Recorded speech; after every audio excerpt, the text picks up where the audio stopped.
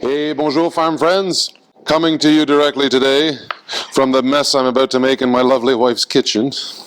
Talking today about supplying restaurants with your lovely farm product. When I was given the topic, I kind of snickered and, we don't cater to restaurants. I don't do that. It's too high maintenance. And then Stephanie, she laughed and said, you realize that we're food service at the farm as well, eh?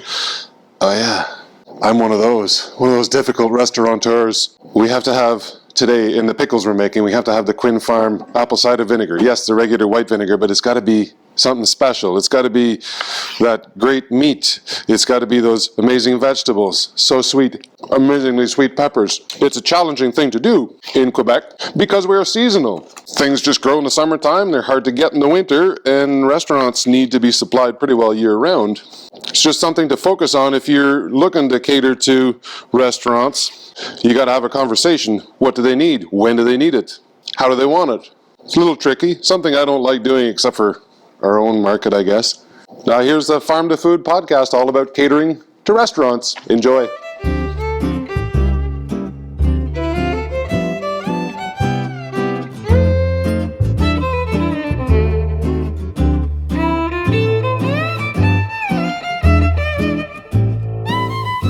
Welcome to the Farm to Food podcast.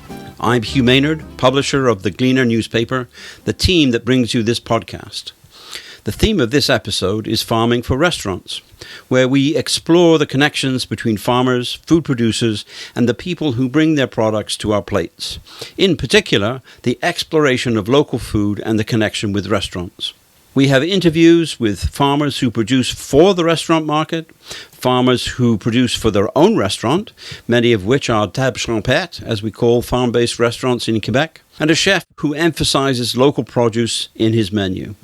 But we'll start this episode with a conversation with food critic Lesley Chesterman, well known to Montrealers through her columns in the Gazette, to explore how Quebec's restaurant scene has transformed over the past 3 decades. From the early days when local was a buzzword, to today's commitment by restaurateurs to sourcing from nearby farms and producers. Lesley shares an insider's perspective on what it really takes to make local food work, in the kitchen, on the menu, and at the table.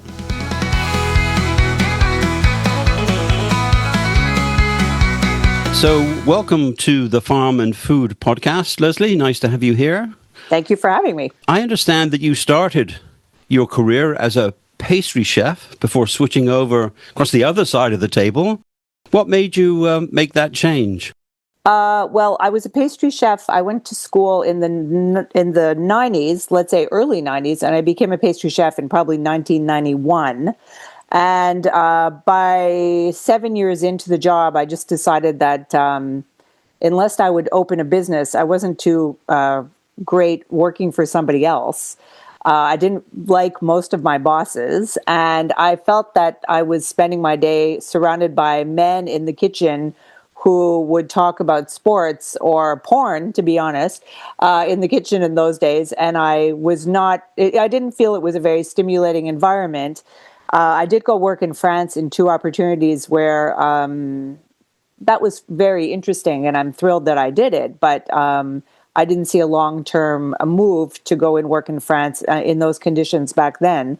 I think things have gotten a lot better in kitchens, but certainly back then it was not really a fun place to be. I actually loved the work, and I still am, a voracious foodie, but I didn't like the idea of working in those conditions. And, like I said, things have gotten better, but it's a hard place to work.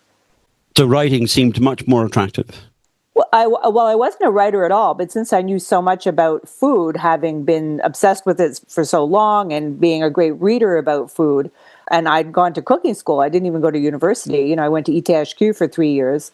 But I had a lot to say about food, and back then it was an interesting time in journalism where people who wrote about food were journalists who would interview chefs in the third person. And I was kind of one of the first people here in Montreal to come along and write in the first person as somebody who had worked in kitchens. And I was always very disappointed to see that, they'd interview the wrong people who kind of said made mistakes and stuff. So I would get upset about that. And then eventually I moved on to restaurant reviewing, where I stayed for 20 years. Over that period of time, of course, you've covered every probably restaurant in Montreal and environs and food in general. So how has the idea of local food evolved in Quebec's restaurants over that time? So it's very interesting because it was exactly that time where when I started in cooking, everything that was considered good came from elsewhere. And that elsewhere was primarily France. So to give people an idea of how intense that idea was, we would often use applesauce that arrived in cans from France. So when we consider that here in Quebec, we grow some of the best apples in the world, the idea, and actually the apples in France aren't that great, unless you're making cider, but the idea of buying applesauce from France is ridiculous. But it was just that because it came from France, it was better. So we would buy fruit purees from France. We would buy all kinds of, pastry products that came in buckets from France. And so everything French ruled, and French restaurants ruled. And there were certainly Italian restaurants. But if you want to go to a fancy restaurant, from the 90s before, from the 60s to the 90s in Montreal, you were going to restaurants like Léal, Les Mignardises. The gourmet equaled French. The use of local ingredients really came later. Also, when I think back to my youth I was born in 1967 in Montreal. I used to go to the supermarket with my mother all the time. And back then, there were two kinds of lettuce, romaine and iceberg. There was no arugula. There was maybe some oak leaf lettuce. I don't remember that at all. I remember a lot of carrots and celery. The selection of goods, even for the regular, consumer, was very limited compared to what we see today. I remember getting excited seeing alfalfa sprouts for the first time. This was a big deal. So when I look at the restaurants, there were basic vegetables came from here. And anything that was considered fancy, they would often import. Not everybody used canned applesauce, but certainly the idea that things that were grown here were of an equal quality of what was European did not exist. And yet that really changed in about 1993. We saw changes before with some chefs who started to really champion local ingredients. But I would say Normand Laprise at a restaurant called Citrus in Montreal was the first to really start using local ingredients and searching for farmers who could grow things for him. And the reason he did that is that he was also cooking French food like we all were back then.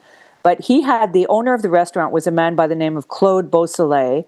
And Mr. Beausoleil said to him, "I want you to make California cuisine." And so Normand had no idea what California cuisine meant. So he started doing some research where he probably ran across a lot of things by Alice Waters of Chez Panisse. And her mantra was just to cook with the best local ingredients. So he started using local ingredients because he thought that's the way California cooking was all about, which is kind of right. Of course, in California in the 90s, they had a lot, they have a different climate. They have a different, growing season. So if you were using California ingredients, you had a better choice. And since Normand did not find the things he wanted, he started working with farmers. There was a wonderful man called, I think his name is Pierre-André Degnaud, and Normand actually at one point even bought invested in one of his greenhouses for him to grow baby, sprouts and baby lettuces and different kinds of lettuces throughout the year. So I would say he was really not only one of the first people to work with farmers, but he was also one of the first people to work with foragers. And this is in the 90s, really before people were using a lot of wild edibles. And he worked with a man by the name of François Brouillard to acquire mushrooms. We have beautiful mushrooms, all kinds of wild herbs and plants. And that really did start that was 1993. He opened Tokay, I believe, in 1995. Oh, no, sorry. He opened Citrus in 1990 and Tokay in 1993. And then, people followed his lead, and he started finding suppliers. And if he was going to find a supplier, that supplier couldn't supply just his restaurant. So he also, people who worked for him, when they opened their restaurants later, they would use the same farmers that he had discovered. So the idea has taken hold. The chefs have grabbed hold of it. The diners are responding in the early 2000s, I guess you would say. We have a different seasonal combination than California. The sourcing of them must have been difficult at the beginning to find year-round supplies, to find local, like really close local supplies. How has that evolved? Well, I think a good cook will probably cook the way my grandmother, who really was a Ukrainian farmer in Saskatchewan and Manitoba in the, during the Depression, is that when things aren't in season, you start canning and pickling and freezing. So somebody like Normand and many chefs will, start doing exactly that. So when you get outside of the, really our season, when you look at it in Quebec, I would say it really starts maybe with fiddleheads and asparagus. Asparagus I always consider is Mother's Day. So Mother's Day, and you're looking at things like sorrel that will come before, but there's not a lot of choice. And then we have a big bang that comes at the end of June with, the first strawberries that come in, depending on the season. And then summer, tomatoes really aren't coming in till the end of July, August. And then we're done as of, let's say, late October. Even after the first frost, we're still getting kale, Brussels sprouts. We still have a lot of squash. But then things really die down by November. So we have really December, January, February, March, April, May. We have half of our year where they're going to have to rely on imported produce or things that are grown in greenhouses or things that they've frozen or pickled. And it's funny because years ago I wrote a restaurant review, and I believe it was in the middle of winter. I was served a dish with corn, and I wrote in the review that why are they using corn in the middle of the winter when it's obviously not local? And the chef wrote me back a very rude letter, but he was right. And he said, we froze it. We got it in season and we froze it, and now we can use it all year long. They can also vacuum pack a lot of things now that will maintain the freshness. So really 6 months of the year they're spoiled with great local produce, and 6 months of the year they're relying on either imported produce or things that they have preserved. And so are the diners, the consumers, are they becoming more adventurous in taking up that rather than the standard fare that they perhaps before had been used to coming from elsewhere? I think when you look at Quebec, we have very curious consumers. When it comes to produce, people say, oh, what's this and what's this? I mean, there was a time that arugula was exotic, or coriander. I remember going to Plaza Côte de Neige in Montreal with my mother to pick up fresh coriander that came in twice a week in a Indian store, a spice shop, and we get fresh coriander. I mean, now you can find coriander very easily, although it's funny, my sister who lives in Burgundy in France can't find coriander at all.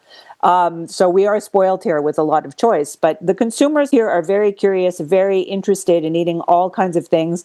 Whereas if you look at a place like Toronto or parts of the States, it really comes to things like meat, like rabbit or blood sausage. These are the things, kidneys, that people outside of Quebec are not very curious or do not want to eat.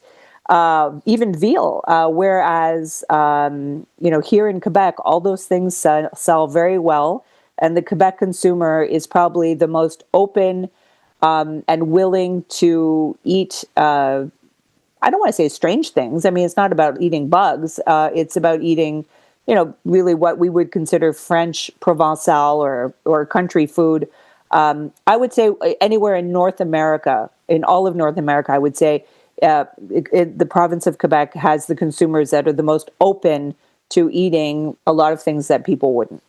Horse, like something like that.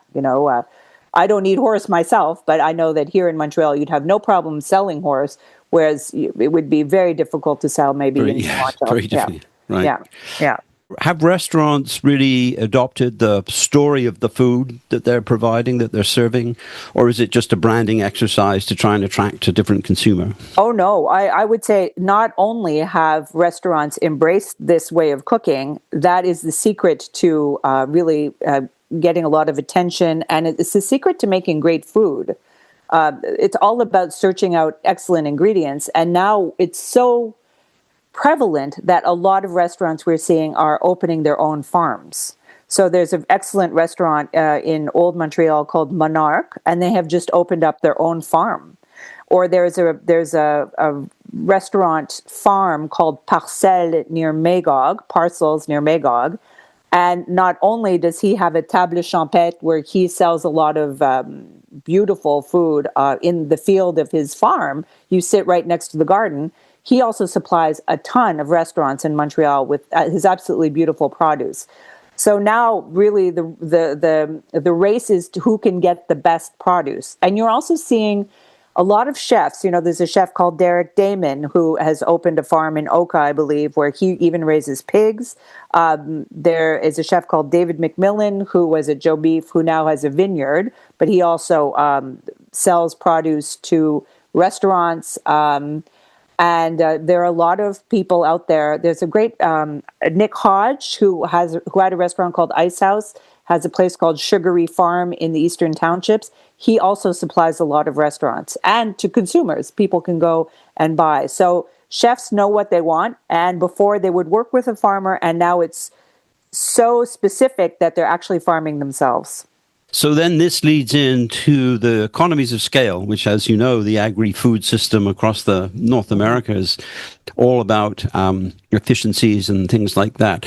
So local food sometimes has a reputation of being expensive. Are there possibilities that the price can be more accessible for more consumers? I think anybody who understands food cost realizes that for example, I was just in France and I was served a dish of tomato with mozzarella, something we see commonly here. And it was 22 euros, which is close to $30 for that starter appetizer. And what it was one very thinly sliced heirloom tomato with half a ball of burrata. I think the food cost on that plate must have been under $5. So we have to understand that restaurants do have to make a profit. So these days, if you're going out to eat, you have to say you're not just really going out to eat, you're going out for an experience and you're going to pay for it. But, I do think that some restaurants could bring down their prices. I would really estimate now, if you want to go to a fine dining restaurant, you're looking at $100 and up per person for a nice meal. And that's not even with a lot of wine. The wine is very expensive now, too. I do find that as a consumer in grocery stores, I am overwhelmed. Onions. I bought 4 Spanish onions yesterday. They were close to $10. And this is something we don't consider. Rutabaga, I bought some, Brussels sprouts, not cheap. These are vegetables that we would consider inexpensive. Leeks, I spent a lot for leeks yesterday. And these were not organic, which are often more expensive. So as consumers, we are spending a lot for produce. I also think in Quebec, I heard years ago that we're not always getting the best produce in Quebec, that a lot of the produce we're getting in Quebec has been refused by other provinces. I don't know if that's true, but it was a serious report on television saying that. Sometimes I don't mind paying for nice food, but when the quality is not there, I think that's a problem for all of us. But generally, I'm pretty good at seeking out nice ingredients. I think that if people want to save money, it is better to go to a market. If I was going to the Jean Talon market here in Montreal to do all my food shopping, I would be spending less, I would have more choice, and I would have better products. We have to understand, too, that supermarkets have to keep those shelves stocked, so they will charge more. But I do find our supermarket produce has gotten pricey. Right, so it's not just the restaurants, it's just the general situation all around. Yeah. My favorite every fall is to make leek and potato soup, and yes. I think I spent well over $10 on the leeks the other day. Yes, and the leeks are, in the French called leeks, the poor man's asparagus. But I think I paid more for leeks yesterday than I paid for asparagus this year. So I think maybe we could start calling asparagus the poor man's leeks. I don't know, but it has gotten expensive. But I mean, look at things like the price of beef, the price of chocolate, the price of coffee. A lot of things that we bring in have become extremely expensive. The only thing that I find is affordable now are bananas. I buy a lot of bananas. They're very nutritious and they're very cheap. But we can't grow them in greenhouses, We can't grow them here, unfortunately, yes. So now we've got the local food in the restaurants. The movement is moving. And I've noticed, particularly since COVID, when people were looking for something different out of the ordinary and out of the supermarket. So where are we headed with this as a trend? Well, it's funny that when we use the word trend, for me, the word trend is something that is comes up very quickly and is short-lived. When I used to look at Tokay, if we go back to Normand Leprise back in the 90s, on his menu, every dish he listed all of the farmers that he purchased from. So it would say, so-and-so farm guinea hen with so-and-so farm baby turnips with so-and-so farm green sprouts. And it was very long menu descriptions. And then it got a little bit nuts. So he ended up listing all the producers on the back of his menu. And he probably still does that because it's so important to him. So I would say that he really was the pioneer when it came to chefs who were listing the farmers alongside. But on the other hand, you don't see that now because it's not a trend. It has become the norm. So this has really, of course, there will always be chefs who will buy from big suppliers. Here in Montreal, there's a supplier called Hector Larrivée. You see the trucks driving through Montreal. There's also a company called Cisco that sells a lot of frozen, ready-made food for restaurants, which, you'd be surprised how many restaurants are using a lot of these frozen products, especially if they have to cut back on their staff because staff is expensive. So then what do? You rely on frozen, ready-made products. But for me, using farm ingredients is not at all a trend. It is now the norm. And this is not just here in Quebec. It is the world over. This is the way high-end cooking works now, I'm going to go, next month, I'm going to London to see this excellent chef, and I'm going to spend the night at his restaurant's farm to see what they do. And this was very rare. I mean, there was a chef called Alain Passard in Paris who had a farm. That's the first one I can think of. It's now become the norm, and it is kind of very prestigious to say that you have a farm attached to your restaurant. Yes, indeed. And when we talk about local, one of the markers, it was the book, The 100-Mile Diet, right? And it sort of set that. So how do you define local? Because interestingly enough, the Canadian Food Inspection Agency, because it has such difficulty, their definition is produced in the province or within 100 kilometers of the province. Right. So food in Gaspé for Montrealers is local, but food in Brockville, which is much less far away, is not local. So what do you define as local? Well, it's interesting. I had this conversation with the chef David McMillan, with whom I do a podcast, and we were talking about this, and he was saying, for him, Vermont is much more local than something like you said, Gaspé. It's, if you want to get to Percé, it's a 12-hour drive. And if you want to get to Vermont from where he is, he could almost walk there. So I think we have to start seeing local, that American, the thing is that we can't bring in a lot of things from the States. I'd like to be getting a lot of butter that they get in the States. We can't. There are rules and regulations about what we can and cannot bring in. So I think when it comes to local, we can't really talk about American ingredients being local because we can't, restaurants really can't import it. The person who really started this idea of eating local was a man called, I believe it's Sinclair Phillip, who was at a restaurant called Souk Harbor House on Vancouver Island. And he would not bring any food, I believe, that came in further than 5 kilometers, I think, of his restaurant. So there were no chocolate desserts. There was nothing that was not local. And the only exception he made was for orange juice that he served because the Dalai Lama came to stay at his hotel and he asked for orange juice. So they broke the rule and they got in some orange juice for the Dalai Lama. There's another restaurateur, chef here by the name of Antonin Mousseau-Rivard, and he is so dedicated to local that he will not use lemons. So he uses argousier, which is a little berry that is in, it's not a Cape gooseberry, argousier. And he uses that in all his recipes. It's a very acidic little berry that's orange. He uses that instead of lemon. So what happens is that if they really are dedicated to local, they find replacements. And they put the recipe accordingly to that. Absolutely. It would almost be like somebody who was vegan, who wanted to adapt their recipes to make them vegan. Chefs can easily adapt their recipes to make them local. It's a challenge. Do they have to do that? Should they do that? It's really a philosophy that they follow in the same way that people eat organic or not. It's a great conversation. When you go out to eat as a person, not a critic, what would be your preferred local meal? What would you look forward to? Well, if you look at something that's only produced in Quebec in Canada, it would be something like foie gras. Now, I think foie gras is a fantastic ingredient when made properly. We see a lot of people calling it cruel. A lot of farming practices are more cruel than foie gras, but we don't see them or they're not getting a lot of attention. I think foie gras is a beautiful produce that there are a lot of farmers here do a very good job producing it. So I think that's something that's very interesting. We talk about wild blueberries from Lac Saint-Jean, and that's kind of a token thing, and yet they're absolutely beautiful. And we talk about something like maple syrup, but Quebec by far is the largest producer of maple syrup by far in the world. I believe we produce 85%.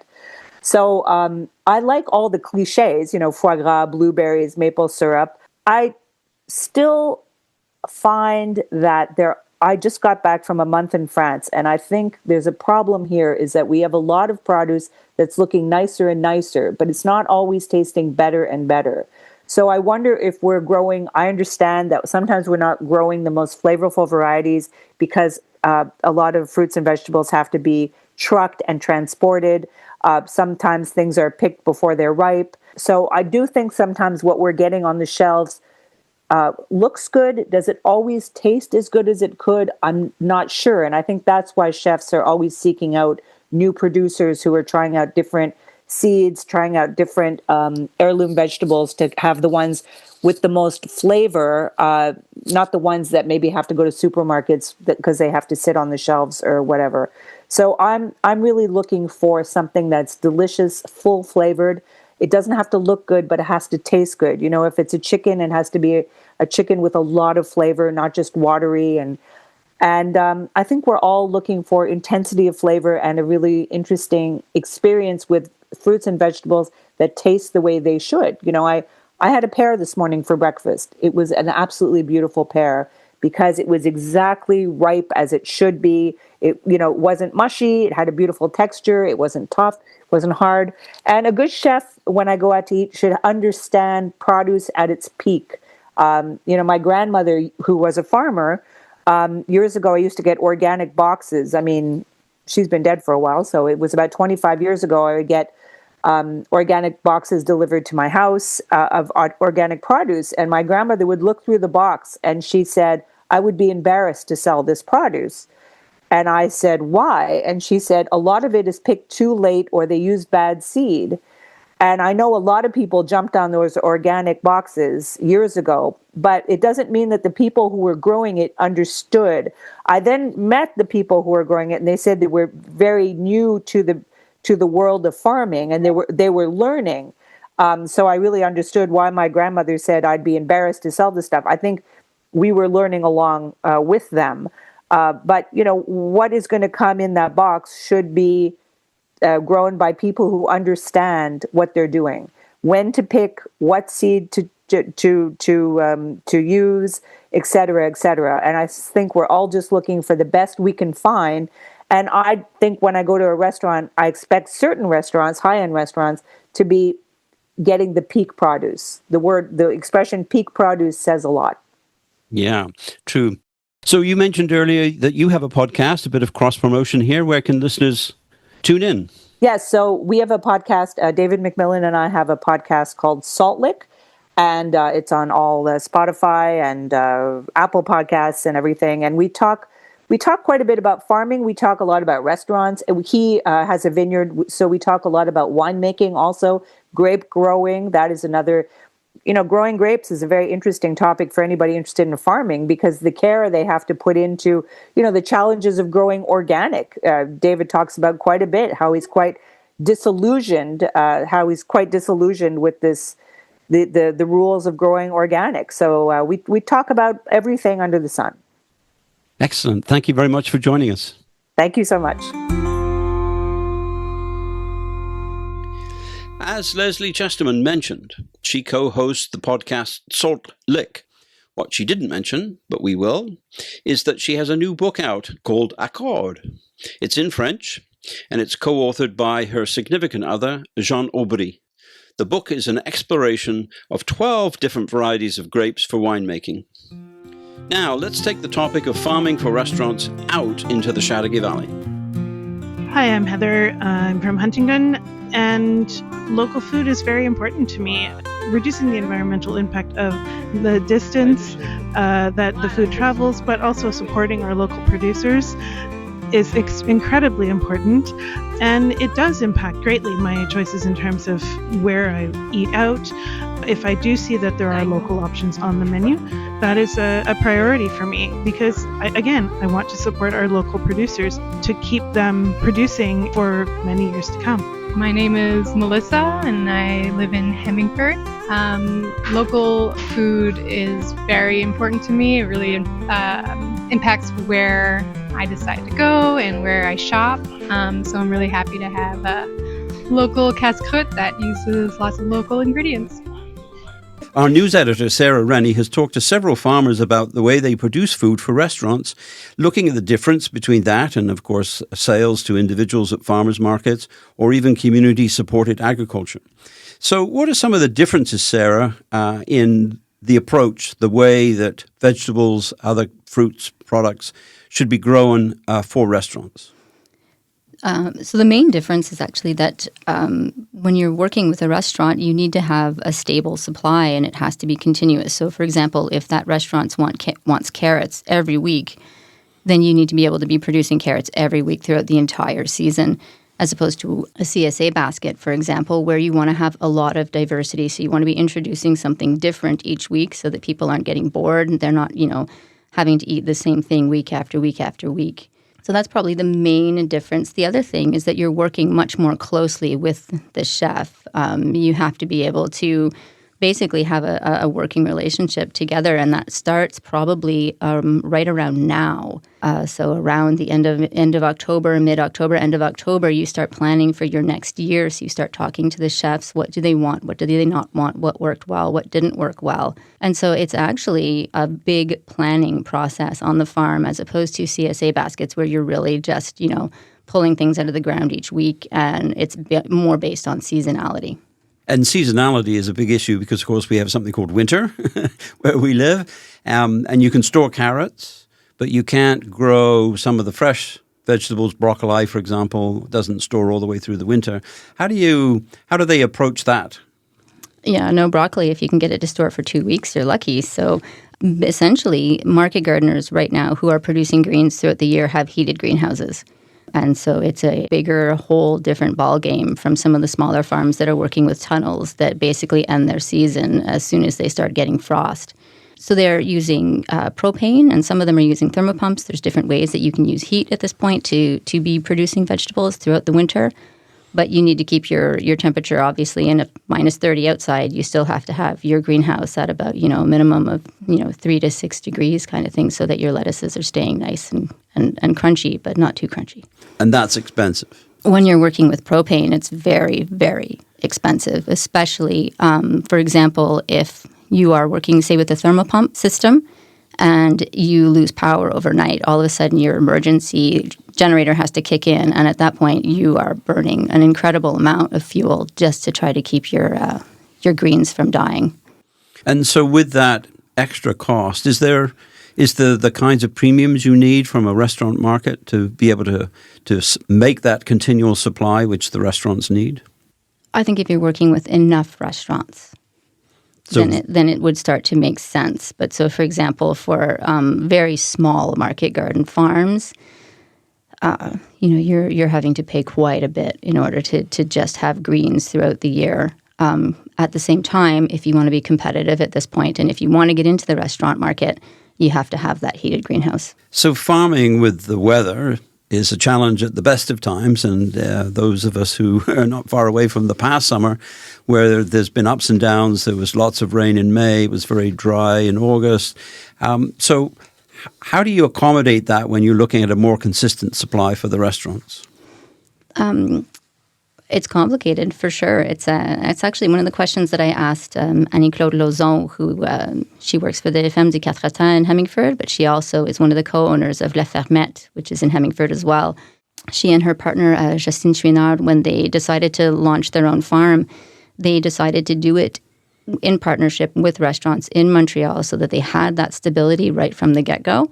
But she said one of the most important things that you have to remember is that Mother Nature is never reliable, and that you cannot plan 100%. You can have all of the planning in the world done with the restaurant, know exactly what you should have on your menu, but if you get frost in September and all of a sudden you're not prepared for it and you lose an entire, production, you have to be able to substitute something in. And so that involves a lot of flexibility on the side of the restaurant too, and it involves flexibility on the side of the farm. And it means that the restaurant needs to know that going in, that there will have to be a little bit of give and take depending on how the season goes. I spoke with Claude Lauzon of La Fermette, and this is what she had to say about working with restaurants closely.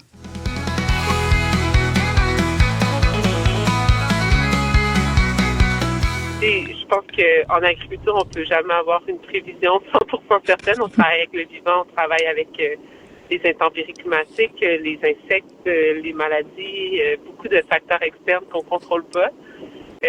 Donc, je pense que quand un restaurant comme le Parvis puis le Papito, je parle pour la Fermette, ont décidé de partir avec nous, s'ils n'étaient pas conscients, ils sont devenus rapidement conscients que ça reste, il y a une partie qu'on peut planifier, il y a une partie qui est imprévisible, puis il faut accepter d'embarquer dans ça aussi. So essentially what she said was that we work with, living things, living organisms, living plants. We're working with climate change, climate issues. We're working with insects. We're working with diseases, a lot of different external factors that we really can't control for. And so because of that, restaurants really just need to understand that before they come in with a farm that you can plan for a certain amount of things, but really not everything. So producing for a restaurant is one thing. Now we're going to look at producing for your own restaurant right on the farm. And of course, in Quebec, we call them table Champêtre, which is very difficult to translate into English. The direct translation would be country kitchen, but not too sexy, is it, right, compared to table Champêtre? So table Champêtre are where the owner, the farmer, the chef grows their own food, or as much as possible, on the farm, and it's consumed on the farm. It's cooked, it's processed on the farm rather than selling it to somebody else. Tell us a little bit about table Champêtre. Yeah, so table Champêtre are I don't think they're unique to Quebec, but it's something that there are in a lot of the different regions of Quebec. In the Haut-Saint-Laurent, we have two. We have the Domaine de la Templerie, which is in Manchester, and then we also have Le Mangeoir, which is in St. Anisette. And so I stopped in and had a chat with Guillaume Asselin, who is the head chef, but he's also the farmer. He's also, the caretaker and basically everything else on that farm with his partner, Marie Daudelin, and their very young daughter. And here's what he had to say about the difference between working for a restaurant. He used to own a restaurant in Montreal and operating a farm-to-table establishment in the middle of St. Anisette.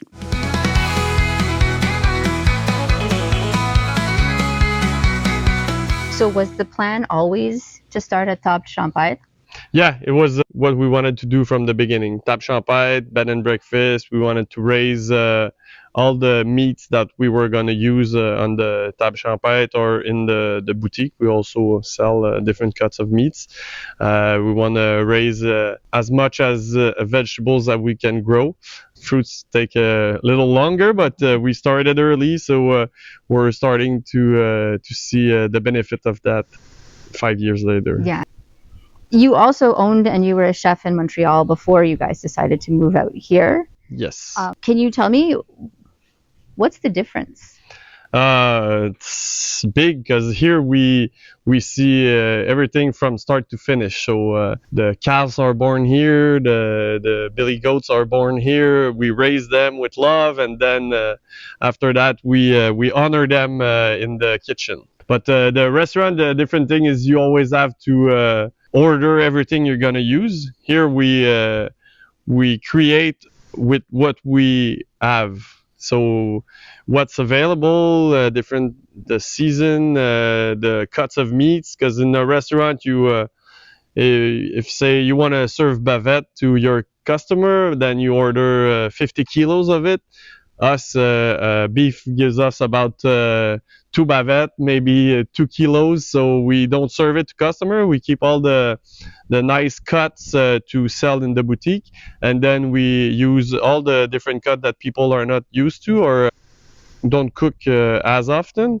So we transform them to make them understand what different cuts are like and how we use them. And you're very unique in that sense. I like to think so. I like to. I learn things every day. I've been learning things for the past 15 years. I started as a chef in 2012, so I guess I build up my experience from day to day. And here we have so many things that a chef are not used to work with, because we can harvest some little thing from the forest, from let's say some weeds that you don't normally cook with. So I learned how to ferment things, how to pickle things, because in season in the garden we have so many vegetables, so we have to transform as much as possible, so we can use them all year long. When you're in a restaurant, normally you'll just order your vegetables and your fruits. I mean, obviously that's the great benefit then to producing and raising your own food.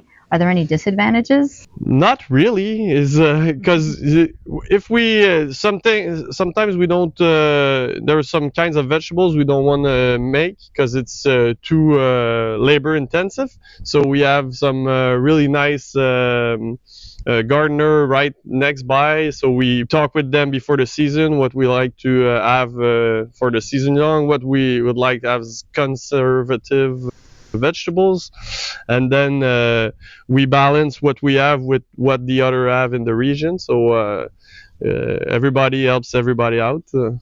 Yeah. It must be a bit more work though. Of course it's more work, because you don't just order the things you want and then they come. You have to raise them. Like for beef, we raise our beef to 24 months, so you have to be sure that you're gonna have enough meat. So we do chicken, ducks, pork, beef, goat. We have some laying hens. So we try, when one meat is not available, we go for a different kind, and so on. That's why it's never the same. Menu varies from week to week to month to year after. We always try to change and evolve. Do you think it's the local food movement? Is it people are coming because they want local food? They want to know where their food is coming from? Yeah, I think since the pandemic, there was a really big movement on local and the blue Quebec, everybody, because people don't know what they eat. That's crazy. You see that people come here and they learn things. They visit the farm. You see everything you're gonna eat. So that's very, very rare in the restaurant. When you go in a restaurant, you don't even know where the meat come from, where the vegetables come from. They can come from everywhere around the world. Here, it's way more than local. It's like family owned. It's you see the garden, you see the animals, and everything comes from the region. If it doesn't come from here directly. Yeah, it's very rare that you can go and pet your food. Exactly. And people have they want to learn, they want to know more, they want to see.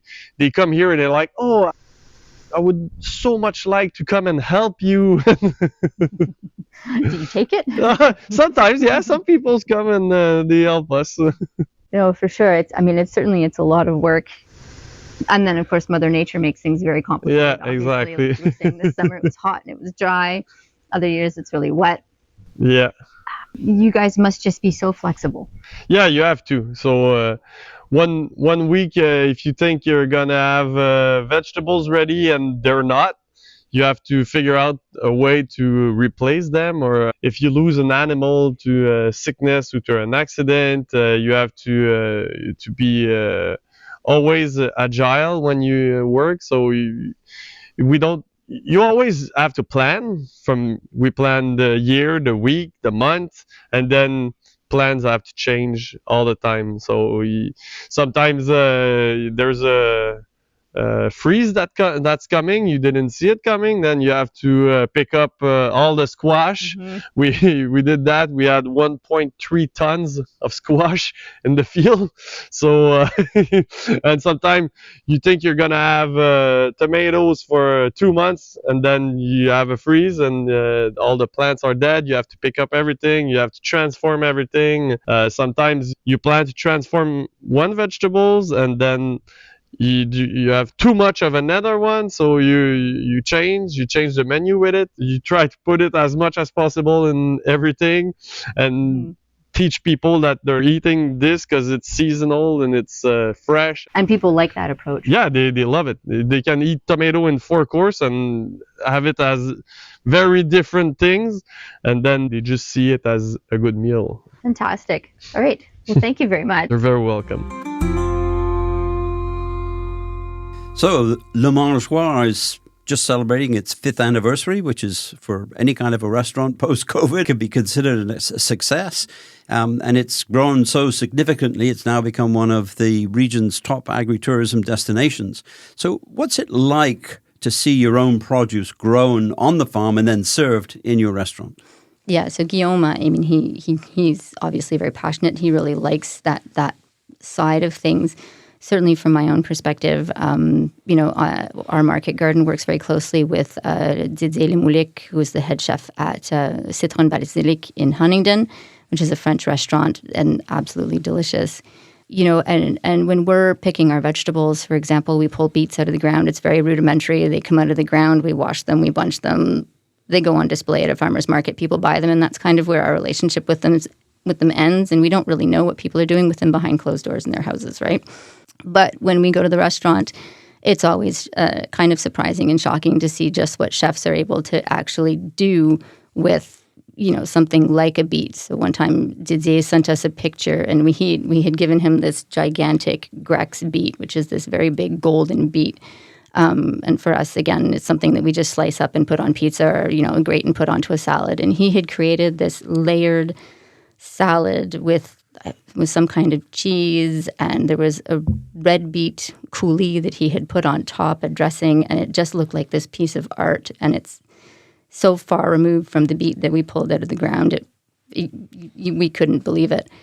Other times he's come over to the farmer's market. His restaurant is right beside our farmer's market. He comes over with this, it was kind of like a sorbet that he'd made out of a shiso leaf that we had brought him. It's this beautiful plant. It's kind of an iridescent green and pink plant. And when you mix it in with an acid, it turns bright pink.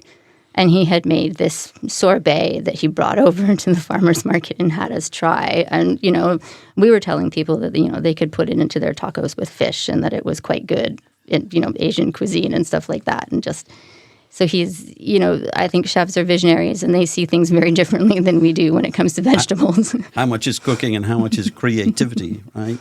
Mm-hmm. But it's always fun, and even Claude from the Fermette, she said, they have a great time with their chefs in Montreal, seeing what they're able to create. But she said it's also really fun when the farmer becomes part of the story of the restaurant at that point, and the restaurants start talking about, where they're getting their food, and it's part of the narrative, and people are buying into that, and that's part of the local food movement as well.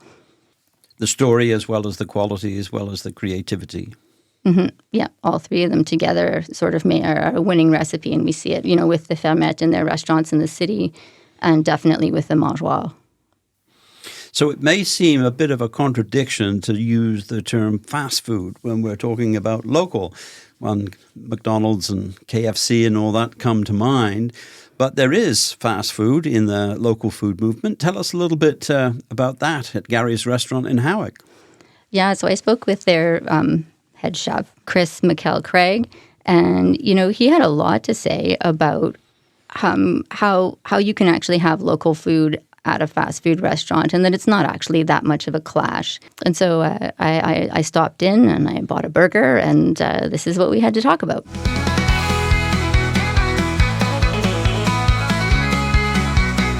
When you were starting out, you guys had signs up all the time that said where your meat was coming from, where some of your veggies were coming from. How important is local food to you guys? I think that it's extremely important. We love it. We try our best. I feel that with the change of the economy, it's quite difficult to use as much as we did once upon a time. We still try our best to use as much as we can, but we are also facing some interesting things as we are in a fast food chain that we have a lot of competition, and with competition becomes, hard for us because people will go elsewhere if our prices aren't what they want.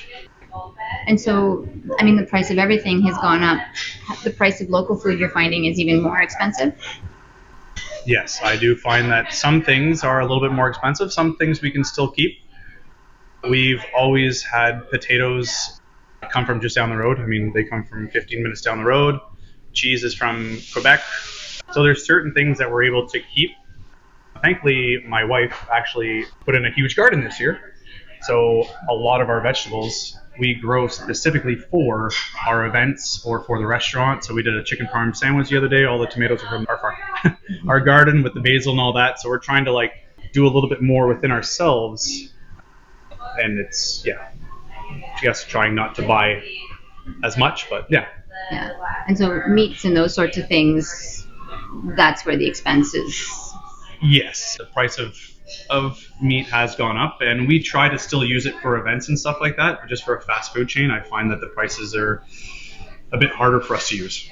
So do you think that means that there's this, I think there is an inherent disconnect between fast food and local food, and people just don't seem to believe that the two can come together, and you guys have always gone against that a little bit? I think we've always tried. I know a lot of local producers around here, so we try to use that as much as we can. I think that people always think about fast food as being something that people just buy from a freezer and it's ta-da, it's done. We try not to do that. I think we spend hours blanching potatoes just so we can have local red skin potatoes from down the road, which was one thing that we really enjoy. Like I said, as much as we can, we try to get locally. I think most of our stuff is from Canada, which is great, but we try to keep it as close as we can. But, we try our best. But I think a lot of people just think that fast foods don't really have much to do with local, but like I said, we do. Well, and you're using fresh meats, those sorts of things, right? You're not pulling patties out of the freezer. I grind my own meats now. Absolutely not. No, never. There's someone making balls of beef every day. And we're very proud of that, and we don't ever try to do frozen patties or anything like that. Okay. And so as far as local food is concerned, does anybody ever come in here and ask about that? There's actually a lot of people that we did have the sign up, and we were super proud of it. And there are people that come in and ask. But there are some people that really did care. And we're in a fast food chain, so a lot of people do not. But there's a small amount that did care about where our stuff came from. Okay. So you've had to buy grinders, so you guys are having to adapt then to the economy right now. We do our best to try to keep, we haven't changed our prices in a very long time. So we're also trying to do more work on us so we can keep our prices competitive. Right. And I think it's fair to say that Gary's, it's a hot dog stand, it's a burger joint. It's a little bit more gourmet too. Yeah, so we have fun with our specials. The specials are something that we've started to try to do weekly, where we get to have fun. Like I said, my wife grew a whole bunch of vegetables this year, and I think every week she'd be like, "Oh, Chris, I have, for instance, tomatoes ready." And I'd be like, "Okay, perfect. We'll do a special with that." And we preserve a whole bunch of stuff, so hopefully later on in the year, when we get quieter, we do takeaway meals. So takeaway meals is where we can then use a lot of the stuff that she's grown or we've put in the freezer until we're ready to use it. So we have pickled beans and all these pickles in the back that we're just waiting for the day to use until we're ready to go. So trying to utilize her garden and and then we can do some fun specials. Like this week we have the brisket poutine and a pulled pork sandwich, which is great. Cabbage which was grown from her garden, which we thankfully took off before the frost. Yep. There you go. Okay, thank you, Sarah. That was very interesting. One doesn't think that local food is so complex and so a lot of arrangements that need to be made, whether it's a restaurant, a table Champêtre, or even fast food, for goodness sakes, right? So let's look at it now from a different perspective. Our reporter Callan Forrester spoke with Mathieu Dugas. He's the chef at the Taverne de la Ferme in Ormstown about buying local products for the restaurant and how he shapes his menu to fit the products that are available locally. Over to you, Callan.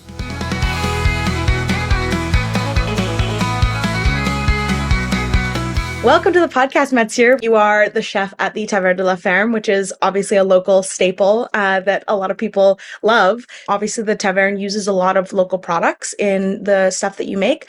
I'd love to know a little bit about how you source food, local products specifically for a restaurant setting. We do try to use as many local products as possible. The goal is never to use like 100% local products, but we're trying to over time replace as many products with local as possible. A lot of it comes from the producers first, so they will come to me with what's available rather than me, trying to source different things from different places. I kind of let them tell me what's available, what's good right now, and then I go from there.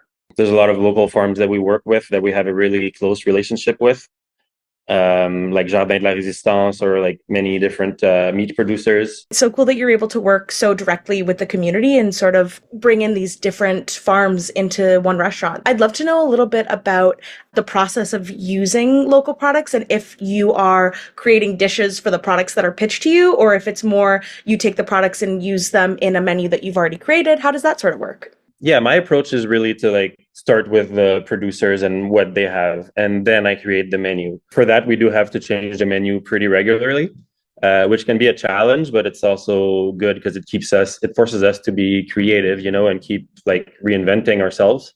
It keeps things interesting for the staff as much in the kitchen as on the floor. Has there been a local product that has surprised you with its versatility or what you've been able to create with it? There's a lot of vegetables that I, didn't even know about that our friends at Jardin de la Résistance grow for us now. That has been really interesting. It's been a dialogue with them, I'll say I would like some kind of special variety of a vegetable and whatever, and then they'll come back to me with something that I didn't even know existed, and that has been really fun. The quality of the meat locally has been great too. We work with Rapid Bay Farms for Wagyu beef, which has been some of the best beef that I've tried in my life. Yeah, just the quality, I guess, from local places has been really, really nice to work with. Yeah, I feel like we're so lucky in this region that there's so much variety of products that are available all year round, which is something that we have to take advantage of when we can, right? I'd love to know what the process is like for buying local goods for a restaurant versus buying from bigger brands. I think that, a lot of farms in our region are working at a smaller scale than, say, a big grocery store. So what is the process like? I would say it can be a little bit challenging at times, more than working with a wholesaler who, they'll have their delivery route every single day, and you can just go on their website and order whatever you want for the next day. The small producers don't have that infrastructure and and all that. But otherwise, I would say that would be the downside of it. But what we get in return for it is definitely worth it. Yes, sometimes I do have to go to the farm to pick up my order, things like that. But just being able to work with them in exchange is definitely worth it.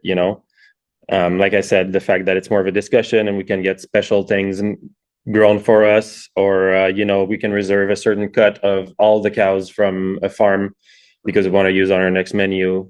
In that aspect, I would say what we get in return for the challenges is definitely worth it. And I'm sure that the food really benefits from it as well, having stuff that's so fresh. And like you said, sometimes you're picking up things directly from the farm, so it must be way fresher than some of the alternatives sometimes. Yeah. Something that I always find really interesting is the way that budgeting works in a restaurant setting. I know that oftentimes food is just so expensive that the turnaround for how you price things is a very specific sort of process. I'm wondering for you, how does the budget change based on buying local products where, like you said, you might be changing the menu more often versus not buying local where things are more consistent? How does that sort of affect how you go about that? There's definitely products that can be more expensive at times. I would say there's a bit of both. Sometimes it is cheaper to get locally, sometimes a bit more expensive. But we don't really stop there, to decide what we put on the menu. Since we change the menu so regularly, we can, we just price our menu accordingly, or we'll adjust the portion of a dish to keep it affordable. So we have a lot of flexibility and freedom in that regard. The one other aspect, though, that can be really difficult is the labor involved. Since we're using fresh products, we're not getting pre-made sauces or things like that. We're cooking everything from scratch. So there is a lot more labor involved, which is where we need to be really careful if, obviously we want to make money so we can stay in business. Yeah, that completely makes sense. And for you, what is it, though, at the end of the day about buying local that feels like it makes it worth it? I think part of our goal is to showcase our region. We are in a very agricultural area. So having a restaurant in the middle of this area, it just feels right for us to use what grows right around us. Why order bell peppers that come from Spain or from Vietnam or whatever when we can get them just around the corner? So for us, it just feels like the right thing to do. There's also the environmental impact of that, getting something that comes from 3 kilometers away and not the other side of the planet definitely has an impact, which again, to us just feels like the right thing to do. And it also, all that forces us to be creative, like I said earlier, and that just keeps our job fun. And that obviously matters to us. We want to have fun doing what we do every day. Yeah. Has there been an unusual pairing or a dish that you wouldn't have thought goes together and that it surprised you while you've been sort of adapting the menu? I love to do unusual pairings. It's kind of what I love the most, just trying 2 different ingredients together and seeing if it works. I also read a lot of cookbooks. So oftentimes if I get a new product that I'm not really sure what to put it with, I'll just search through my books and find something that oh wow, this vegetable would be great with this sauce or whatever. Yeah, that's amazing. I definitely have been to the tavern a few times and had dishes that have been really surprising in what they are. And it's always a fun surprise to see what's on the menu and how those flavors sort of work together. I think buying local is important. And we've seen a resurgence of that during COVID or more recently with the tariffs and everything. But to us, it's something that's important to do year round, every year, not just when things are happening. It should be what we do, support each other and help our local economy because everybody benefits from that. Absolutely. Well, thank you so much for all of that. Thank you. That was great. And of course, beyond fresh fruits and vegetables, some chefs also seek out the best local meats available. Callan spoke with Stephen Borland of Rapid Bay Farms in Ormstown, who raises Wagyu beef cattle, about selling his beef to restaurants.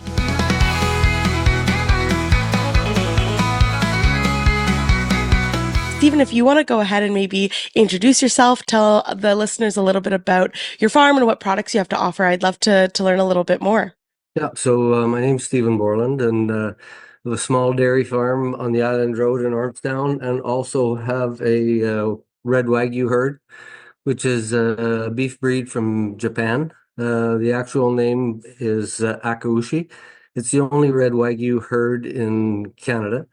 The difference between the traditional Wagyus are black, and the red ones are higher yielding, faster growing, more muscle, more like a traditional beef breed, but with Wagyu beef. So yeah, you definitely have a really unique product to offer, considering it's the only herd in Canada.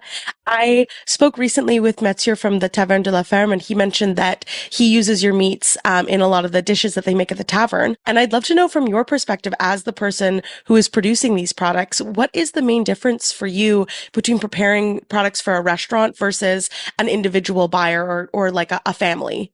Yeah, so good question. So really, there's no difference. All our beef is federally inspected by CFIA.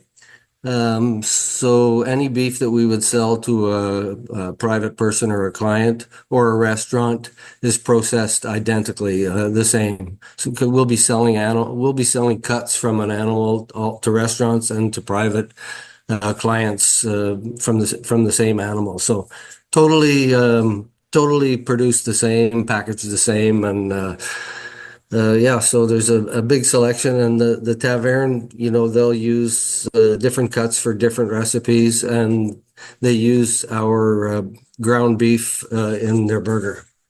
Have you been to the tavern on days where they've been using your products? How does that feel to see your food on their menu? Yeah, no, it's good. It's a good feeling.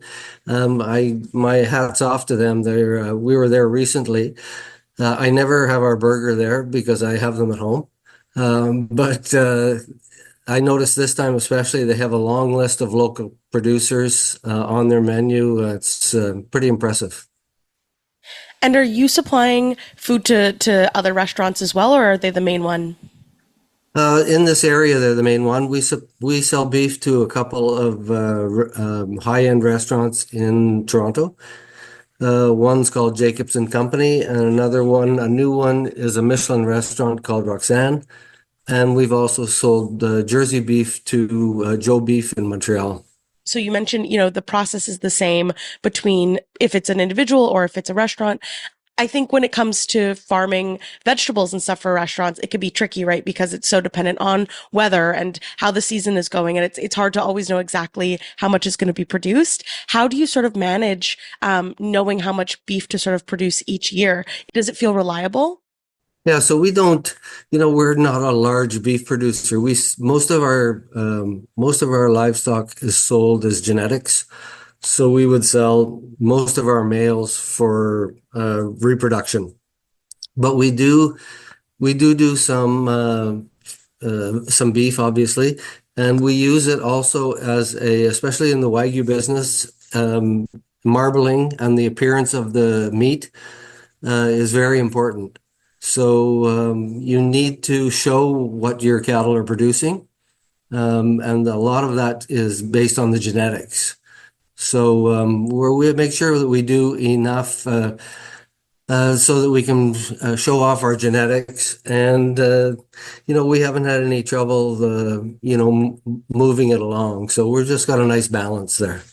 For you, what is the benefit of restaurants buying from local producers and buying from smaller scale beef producers versus the bigger, more corporate entities?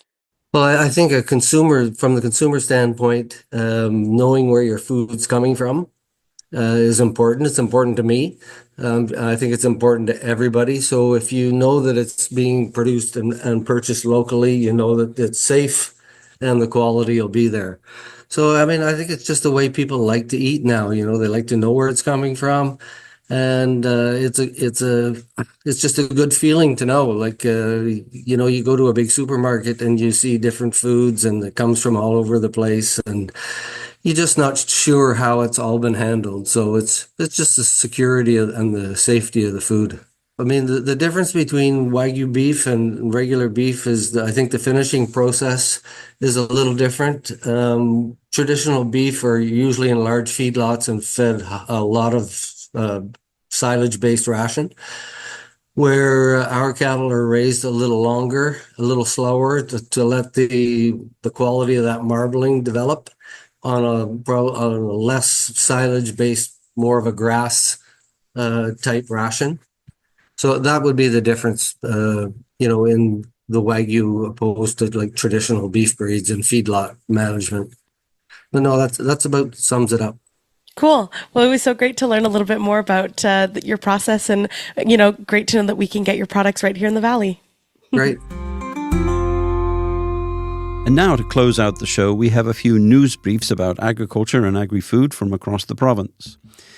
Quebec is outlining new priorities for animal health and its welfare strategy. The Minister of Agriculture, Fisheries and Food, Donald Martel, has announced the key priorities that will guide Quebec's animal health and welfare strategy for the next decade.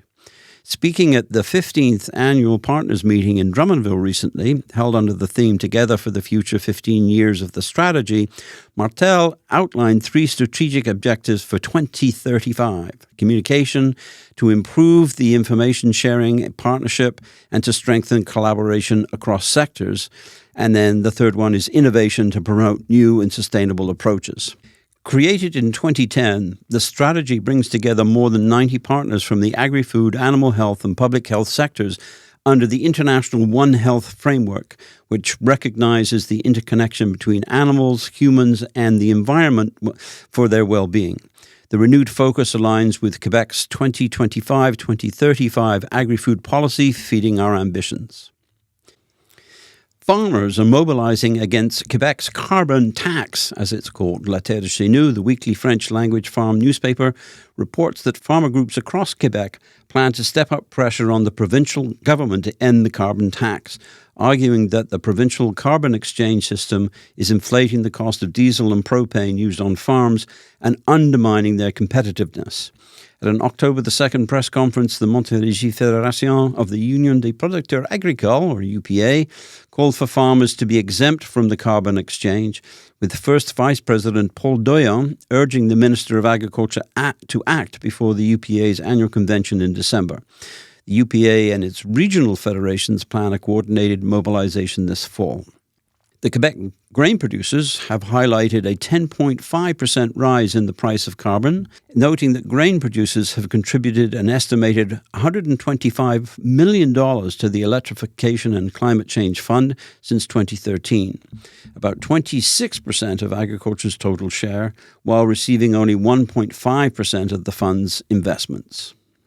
The Canadian Food Inspection Agency has announced 7 regulatory updates to simplify rules and boost efficiency across the food and animal sectors. Changes include removing prescriptive labeling and mandatory grading for fresh produce, transferring produce standards management to the Fruit and Vegetable Dispute Resolution Corporation, and increasing flexibility for veal imports. Updates also streamline animal import rules, reduce traceability requirements for hatching eggs and chicks, and require Salmonella enteritidis testing for U.S. hatching eggs. The CFIA says the reforms will modernize oversight while maintaining food safety and supporting agri-food competitiveness. Thank you for joining us for this episode of the Farm to Food podcast. We'd like to thank our sponsors for helping bring this initiative to life, the Livestock Breeders Association for our studio facilities at the Expo Ormstown Fairground, and Quinn Farm in Notre-Dame-de-Ile-Perrot for promotional support. We'd also like to thank the Community Media Strategic Support Fund and the Government of Canada for their financial support to produce this program, as well as the Bourse d'Initiative en Entrepreneuriat Collectif for their contribution to equip the podcast studio. This program is also made possible by the volunteer directors on the board of the Chateauguay Valley Community Information Services, a non-profit social enterprise with charitable status. So please support these efforts by making a tax-deductible donation at farmtofood.ca. This program is made possible by the volunteer directors on the board of the Chateauguay Valley Community Information Services, a nonprofit social enterprise with charitable status.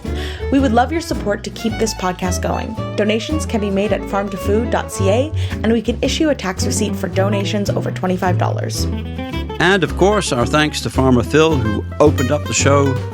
Be sure to join us in 2 weeks for the next Farm to Food podcast episode. We'll have lots more interesting stories on the journey of food from the land to your kitchen table. Thanks for listening.